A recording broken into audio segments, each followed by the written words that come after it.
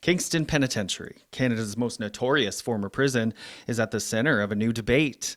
The federal government reportedly has plans to convert the iconic site into supportive housing. The Canada Public Land Bank, launched in August 2024, is part of the federal Public Lands for Homes plan, which aims to turn surplus and underused public lands into affordable housing options. While Mayor Brian Patterson acknowledges Kingston's housing needs, he warns against losing a major economic driver. I don't necessarily know how this process has unfolded, but to be clear, right, obviously we're interested in working with the federal government on getting more housing developed in the community. But this particular property has huge benefits for tourism and film, and we want to make sure that that isn't impacted in it. The mayor says the challenges that come with retrofitting a former prison into housing while keeping tourism and film productions running could be significant. I think it would be complicated and difficult to do housing on the KP property with the tourism and film operations that are happening.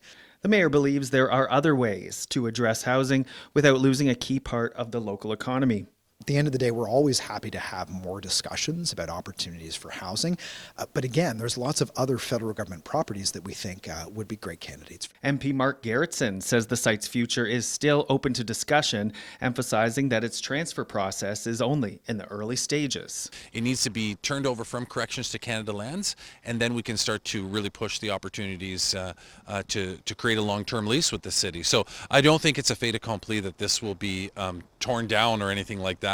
On the contrary, I think that this is a good opportunity now for the city to put forward a good case to get a long-term lease for the property. Tourism Kingston echoes that sentiment, stressing that the site's cultural and economic value can't be overlooked. Ever since it was decommissioned, Kingston Penitentiary was decommissioned as its normal use. Certainly the community's rallied around to be able to utilize it as an asset. And certainly I think tourism's probably played the biggest role in being able to reimagine what that site looks like. Jesse Reynolds, Global News Kingston.